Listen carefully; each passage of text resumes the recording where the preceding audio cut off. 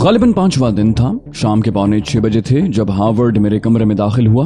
उसके चेहरे पर संजीदगी तारी थी। बोला, ग्रेवाइल से तमाम रिपोर्ट मौसूल हो गई है और आज रात तुम्हारे दोस्त कर्नल केरानू और ग्रेथर आयरन भी यहाँ आ रहे हैं। वाकई तांडूस के खिलाफ मुहिम में हिस्सा लेकर तुमने बड़े कारनामे अंजाम दिए हैं और नतीजे में उनकी हमदर्दियां हासिल करके यहाँ तक पहुँच जाना भी एक कारनामा है।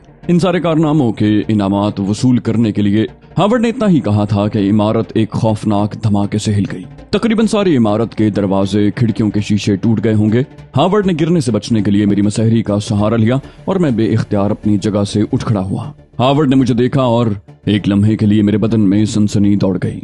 गलती हो गई। कमबख्त हार्वर्ड इस बार अपनी चाल में कामयाब हो गया।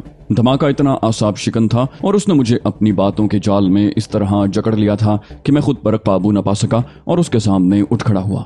लेकिन अब जो होना था हो चुका था। मालूम नहीं हार्वर्ड उस धमाके से मुतासिर हुआ था या मेरे यहाँ खड़े हो जाने से एक लम्हे के लिए वो भी मुअत्तल हो गया था। मैंने जो ही ये बात महसूस की तो अमल करने का फैसला कर लिया। बड़ी नपी तुली छलांग लगाई थी मैंने उस पर और पूरी तरह गिरफ्त कायम करने में कामयाब हो गया था। दूसरे ही लम्हे हम दोनों जमीन पर आ रहे। हार्वर्ड की जिस्मानी कुव्वत के बारे में मुझे कोई अंदाजा नहीं था। ये तो मुमकिन नहीं था कि हुकूमतों में रद्दोबदल करने की साजिश करने वाला और एक अजीम तरीन इदारे का अहम रुकन मामूली तरबियत याफ्ता होगा और अपने मद्दे मुकाबिल से निमटने की सलाहियत न रखता होगा। लेकिन उस वक्त वो मेरा शिकार बन गया। मैं खासे तवील अरसे से अपनी जिस्मानी कुव्वत का इस्तेमाल तर्क किए हुए था। उसूलन तो मेरे आज़ा को मुज़महिल और नाकारा होना चाहिए था, लेकिन सूरत हाल उसके बरक्स रही और मैं ऑलिव हार्वर्ड को बुरी तरह जमीन पर रगेदता हुआ दरवाजे की तरफ खिसकने लगा। ऑलिव हार्वर्ड को संभलने में देर लग गई। जब उसने खुद को संभाल कर मुझसे मुकाबला करने के काबिल बनाया तो मैं उस पर आखिरी वार करने की पोजीशन में आ गया। ये आखिरी वार उसकी गर्दन की हड्डी तोड़ने के लिए था। एन उसी वक्त दरवाजे पर जोरदार ठोकर पड़ी और मेरा वार कारगर न रहा। आसाब में कशीदगी पैदा होने की वजह से हाथ की पोजीशन बदल गई। ताहम हार्वर्ड की बाईं कनपटी की हड्डी कड़कड़ा गई थी। उसके हलक से करीह आवाज निकल गई। दूसरे वार का मौका नहीं था क्योंकि दरवाजा खुल गया था। आने वाले 2 अफराद थे। इससे कबल के वो सूरत हाल का जायजा लेकर मेरी कोशिशों को नाकाम बनाते, मैं हार्वर्ड के बदन से उड़ता हुआ उन पर जा गिरा। उन्होंने मेरी इज्जत से बचने की कोशिश की, लेकिन मेरे खुले हुए बाजुओं ने उन्हें लपेट लिया और फिर दाहिने हाथ की गिरफ्त में आए हुए शख्स को मैंने पूरी कुव्वत से नजदीकी दीवार पर दे मारा। बायां बाजू अलबत्ता उतना ताकतवर नहीं था कि यही अमल करता। चुनाचे दूसरे शिकार को मैंने थोड़ा सा झुककर कंधे पर लादा और थोड़ा सा आगे बढ़कर हार्वर्ड का निशाना लेकर पटक दिया। उसके बाद इस बात की गुंजाइश नहीं थी कि मैं रुककर अपने माहिराना दावपेच के नताइज का जायजा ले सकूं। मैंने खुले हुए दरवाजे से बाहर छलांग लगा दी। सामने तवील राहदारी थी। आगे जाकर ये राहदारी बाईं समत घूम गई थी और उस तरफ चंद अफराद और नजर आ रहे थे। धमाका उसी समत किया गया था और ये कोई इत्तेफाकी मामला नहीं था। हार्वर्ड ने ये धमाका खुद करवाया था। गालिबन मेरे सिलसिले में ये उसकी आखिरी कोशिश थी। उसके बाद वो मेरे मफलूज होने का यकीन कर ही लेता, लेकिन इस कोशिश के ऐसे खौफनाक नताइज की उसे उम्मीद नहीं थी। धमाका उसके लिए गैर मुतवक्के नहीं था, लेकिन मेरे इस तरह खड़े हो जाने से वो भुनचक्का रह गया था और उसी लम्हाती हैरत ने उसे मात दे दी थी। राहदारी के उस सिरे पर घूमने की बजाय मैंने उसकी 3 फुट ऊंची दीवार कूदकर बगली अहाते में जाना मुनासिब समझा। हालांकि दूसरी तरफ की जमीन उस दीवार की बुलंदी से भी 5 फुट मजीद नीची थी। गोया मुझे 8 फुट की गहराई में कूदना पड़ा। पैरों में चोट लगी थी लेकिन नाकाबिले बर्दाश्त नहीं थी। सामने तकरीबन 3 फुट के फासले पर अहाते की दीवार नजर आ रही थी। मैं बरक रफ्तारी से दौड़ता उस दीवार तक पहुंचा और हाई जंप के माहिर की तरह फुर्ती से छलांग लगा दी। दीवार को रुके बगैर उबूर करने की जुर्रत तो नहीं हुई थी, लेकिन बस मैंने उसे पैरों से छुआ और दूसरे ही लम्हे मैं इमारत से बाहर था। इंसानों की सरगुज़श्त में बाज़ इत्तेफाकात बड़ी दिलचस्प अहमियत के हामिल होते हैं। अब मुझ जैसे बेयारो मददगार शख्स को, जिसके पैरों में जूते भी नहीं थे, अगर वो दोनों अहमक न मिल जाते जो यकीनन उस धमाके से मुतासिर होकर कार समेत अहाते की दीवार के करीब पहुंच गए थे, तो उस दियार गैर में मेरे लिए किस कदर मुश्किल हो जाती, किस तरह यहाँ से जाता और हार्वर्ड के चुंगल से निकलता। उनका उस तरफ आना जरूरी था और ये भी जरूरी था कि दोनों गाड़ी से नीचे उतरकर अहमकों की तरह अहाते की दीवार के करीब पहुंचकर दीवार के दूसरी तरफ झांकने की कोशिश करते। दोनों जवान थे मगर मुझे देखकर बुरी तरह उछल पड़े थे और फिर दूसरी बार भी उनका उछलना जरूरी था क्योंकि मैंने नीचे कदम जमाते ही उन पर हमला कर दिया था। एक एक मजबूत हाथ उनके लिए काफी साबित हुआ और वो अपने तजस्सुस का शिकार हो गए। इस कुदरती इमदाद से फायदा न उठाना हिमाकत थी। وقت نہیں ضائع کیا جا سکتا تھا کیونکہ اندر موجود لوگوں کے لیے میرے فرار کی سمت کا اندازہ لگا لینا مشکل نہ ہوتا، اور یہ ممکن تھا وہ اس طرف دوڑ بھی پڑے ہوں۔ اس لیے صرف ایک کام کرنا تھا جو میں نے فوراً کیا۔ میرے نپے تلے اندازے درست نکلے اور میں نے ان کے پرس اپنے قبضے میں کر لیے۔ ان میں کیا ہے یہ دیکھنا اس وقت ممکن نہیں تھا، چنانچہ میں کار کی طرف لپکا۔ چابی اگنیشن میں لگی ہوئی تھی۔ کار سٹارٹ کر کے ریورس کی اور پتلی سی ذیلی سڑک پر اسے پوری قوت سے آگے بڑھا دیا۔ اس وقت واقعی کمال ہو گیا تھا۔ غالباً یہ دونوں کار میں ادھر سے گزر رہے تھے۔ دھماکے سے سٹیئرنگ بہہ گیا، لیکن کار دیوار سے ٹکرانے سے بچ گئی تھی، اور پھر وہ دھماکے کا سبب معلوم کرنے کے لیے دیوار کے قریب پہنچ گئے، اور یوں میرا کام بن گیا۔ ذیلی سڑک ایک چوڑی شاہراہ سے جا ملی۔ علاقے کے بارے میں کوئی اندازہ نہیں تھا، لیکن آگے جا کر ایک بازار نظر آ گیا۔ لباس تو جو کچھ بھی تھا ٹھیک ہی تھا، لیکن ننگے پاؤں سب سے زیادہ پریشان کن تھے۔ کار سے اتر کر ننگے پاؤں سڑک پر نکلتا تو بہت سی نگاہوں کا مرکز بن جاتا، اس لیے سمجھ میں نہیں آ رہا تھا کہ کیا کروں۔ اس کار کو بھی زیادہ دیر تک پاس رکھنا خطرناک تھا۔ آخر ایک مناسب جگہ کار روکی اور جیب سے ایک پرس نکال کر جائزہ لیا۔ جی خوش ہو گیا۔ پہلے ہی پرس میں کافی رقم تھی۔ اطراف میں نگاہیں دوڑائیں اور کوئی شوز سٹور نہ پا کر کار آگے بڑھا دی۔ یہ کڑوی گولی نگلنا تھی۔ زیادہ سفر نہ کرنا پڑا اور ایک دکان نظر آ گئی۔ مقامی طرز کے جوتوں کی ایک چھوٹی سی دکان تھی جو اس وقت میرے لیے موزوں ترین تھی، لیکن سیلز مین نے حیرت سے میرے ننگے پاؤں دیکھے تھے۔ میں نے مسکراتے ہوئے کہا میرے جوتے ایک حادثے کا شکار ہو گئے، اور سیلز مین بھی اخلاقاً مسکرا دیا۔ میں نے جوتے پسند کر کے قیمت ادا کی اور فوراً دکان سے باہر نکل آیا۔ اب کم از کم میں لوگوں کی نظروں میں نہ آتا۔ کار پر اس جگہ لعنت بھیجی اور ٹہلنے کے سے انداز میں آگے بڑھ گیا۔ لباس وغیرہ کا معاملہ تھا، لیکن اس میں مشکل پیش نہیں آئی۔ ایک اور سٹور سے میں نے چند ضروری لباس خریدے اور ایک سوٹ کیس میں رکھ کر چل پڑا۔ اس کے بعد مجھے ایک ٹیکسی نے ہوٹل فرانزے تک پہنچا دیا۔ 3 منزلہ عمارت قدیم اسپینی عمارتوں کے طرز کی بنی ہوئی تھی۔ نرم قالین سے آراستہ ہال میں بالکل رش نہیں تھا۔ ہوٹل کے بوڑھے مینیجر نے کمرہ نمبر 18 الاٹ کر دیا اور میں اپنا سوٹ کیس اٹھائے اس کمرے میں داخل ہو گیا۔ جو ویٹر میری رہنمائی کے لیے جہاں تک آیا تھا اس سے میں نے کافی کے لیے کہہ دیا اور ایک کرسی پر بیٹھ کر گہری گہری سانسیں لینے لگا۔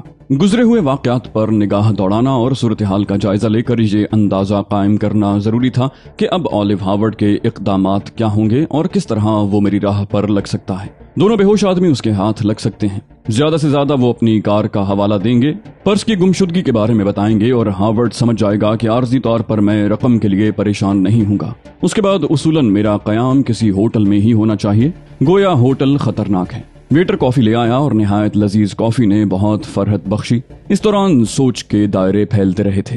ہاورڈ میری ذہنی سطح سے واقف ہے، ضرور یہ اندازہ لگا لے گا کہ میں کسی ہوٹل میں قیام کر کے خطرات مول نہیں لوں گا، لیکن اس کے باوجود وہ اس امکان کو نظر انداز نہیں کرے گا۔ جو کچھ کرنا ہے فوری طور پر کر لینا چاہیے، لیکن کیا؟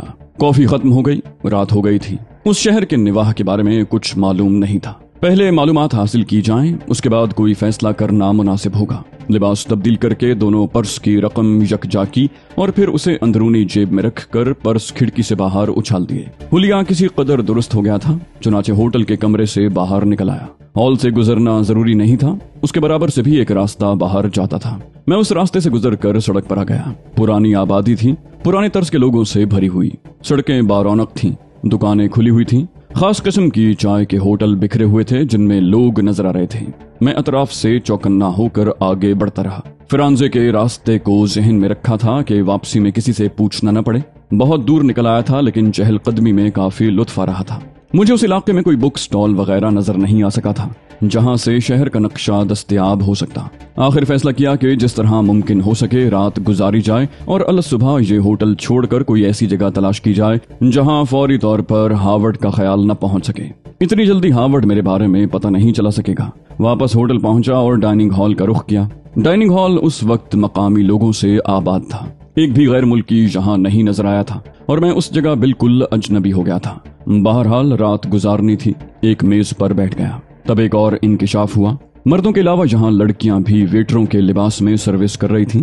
یہ کوئی خاص بات نہیں تھی، بس اس سے قبل میں نے اس پر توجہ نہیں دی تھی۔ اس کا موقع بھی نہیں ملا تھا کیونکہ میں نے ہوٹل کو ٹھیک سے دیکھا ہی کب تھا۔ ایک ویٹریس ہی میرے پاس آئی تھی اور اس نے مینیو میرے سامنے رکھ دیا۔ میں نے اسے مختصر سا آرڈر دے دیا اور وہ چلی گئی۔ تقریباً 11:30 بجے رات کو میں ہال سے اٹھا۔ اس وقت بھی ایک رقاصہ پورے ہال میں تھرکتی پھر رہی تھی اور مقامی لوگ گھٹیا قسم کی شراب کے نشے میں بدمست ہوئے جا رہے تھے، لیکن میں بدذوق انسان تھا۔ इस पुरलुत्फ महफिल से लुत्फ अंदोज नहीं हो सका और अपने कमरे में आ गया। लिबास तब्दील करने की जरूरत नहीं थी, सस्ते किस्म का लिबास था, पहनकर फेंक देने वाला। यहाँ कौन संभाल कर रखता, इसलिए बस जूते उतार दिए थे। अभी बिस्तर पर दराज भी नहीं हुआ था कि दरवाजे पर दस्तक हुई। मैं चौंक पड़ा। मैंने संभल कर पूछा, कौन है? जवाब मिला, वेट्रेस सर। लेकिन इस जवाब ने एक लम्हे के लिए जहन पर डंक मारा था। आवाज में कुछ करख्तगी थी जो किसी होटल की वेट्रेस के लहजे में नहीं हो सकती थी। समझ में नहीं आया था कि क्या करूं। बहरहाल दरवाजे के पास पहुंचा और पूछा, क्या बात है? दूसरी बार आवाज सुनाई दी, बिस्तर तब्दील करना है सर। और मैंने दरवाजा खोल दिया। औरत की उम्र 30 साल से किसी तरह कम नहीं थी।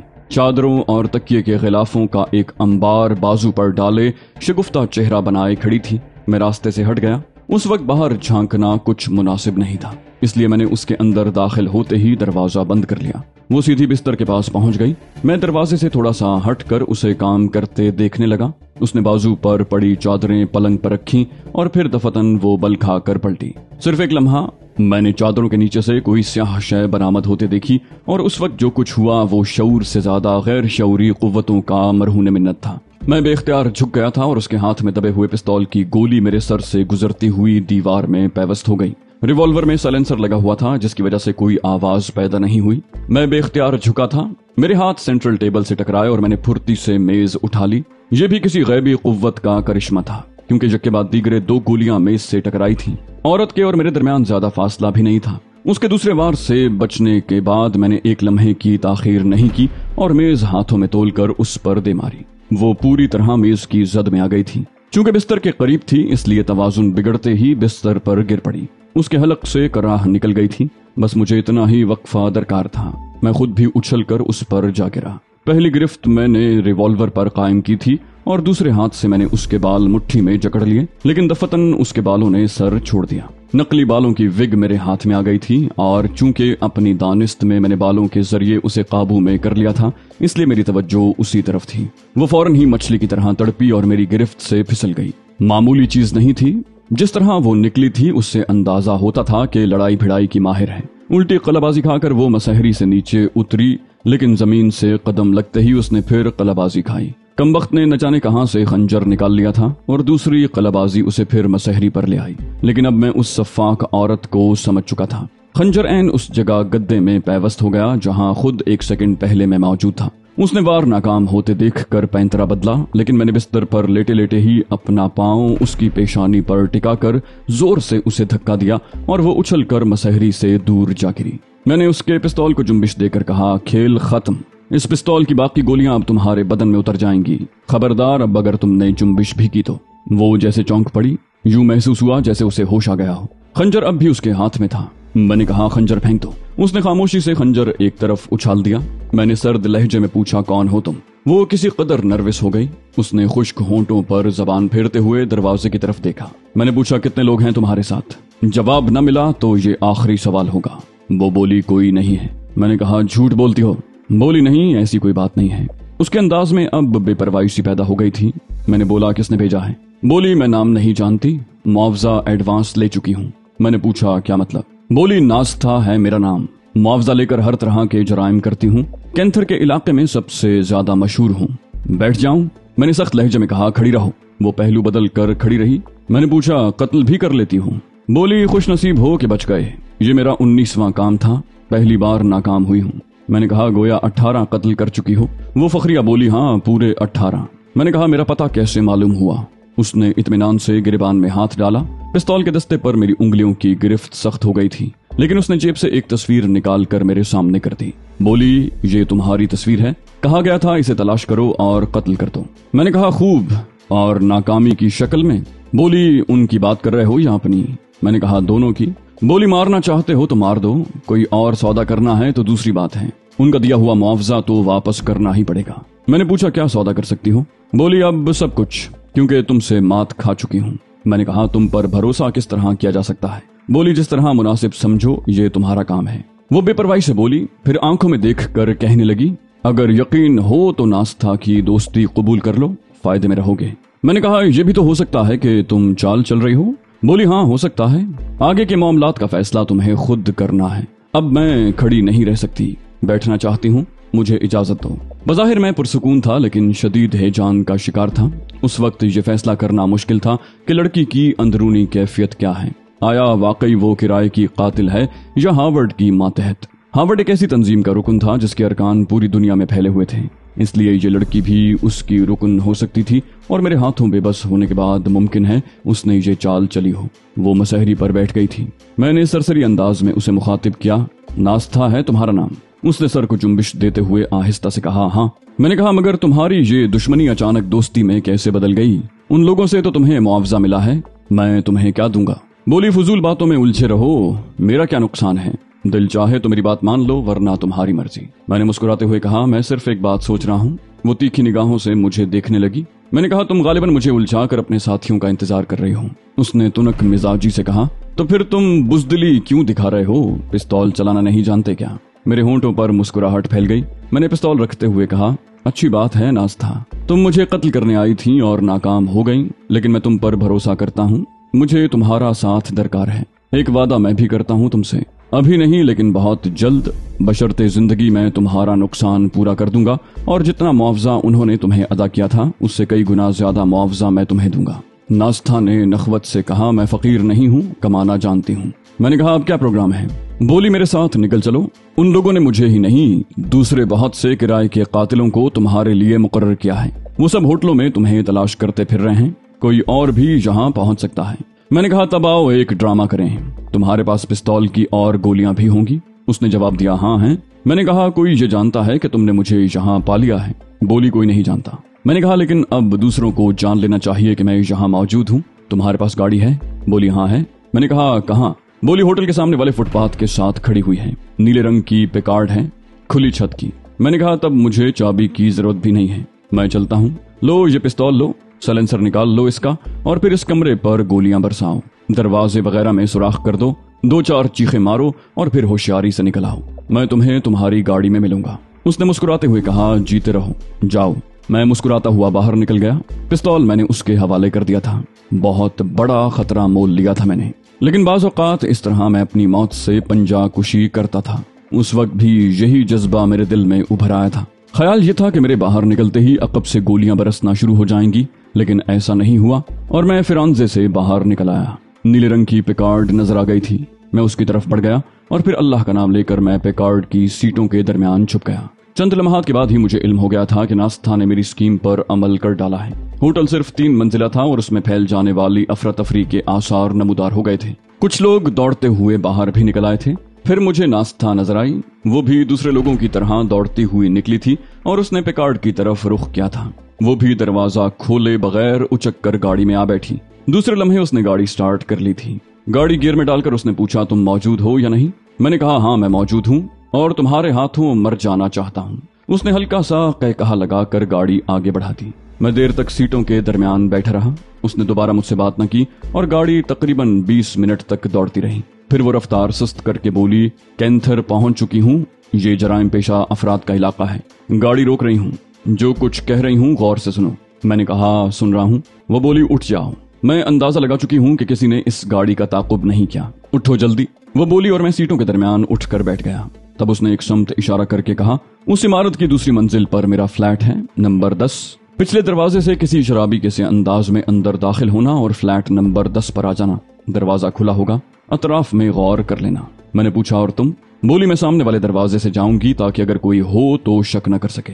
मैं फुर्ती से बाहर कूद गया, कहा ओके, और तारीकी की समत रिंग गया। जहन में अब भी शदीद वसवसे उभर रहे थे और समझ में नहीं आ रहा था कि क्या करूं। नास्था कार लेकर यहाँ से चली गई थी। उसे घूमकर उस इमारत के सामने जाना था जहाँ पहुंचने में मुझे ज्यादा देर न लगी। अब क्या करूं? उसके फ्लैट पर जाऊं या न जाऊं?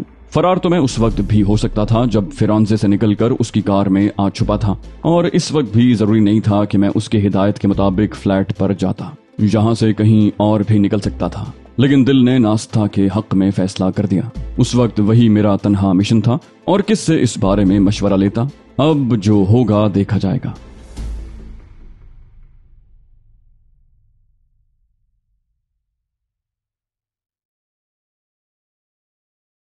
तो दोस्तों, ये थी हमारी आज की एपिसोड। उम्मीद करते हैं आपको हमारी कहानी पसंद आई होगी। जाने से पहले इस वीडियो को लाइक कीजिए और शेयर करना मत भूलिए। कमेंट करके हमें बताइए कि आपको हमारी वीडियो कैसी लगी। اور اگر ابھی تک آپ نے اس چینل کو سبسکرائب نہیں کیا تو اسے سبسکرائب کیجئے اور بیل آئیکن دبا کر آل نوٹیفیکیشنز آن کر لیجئے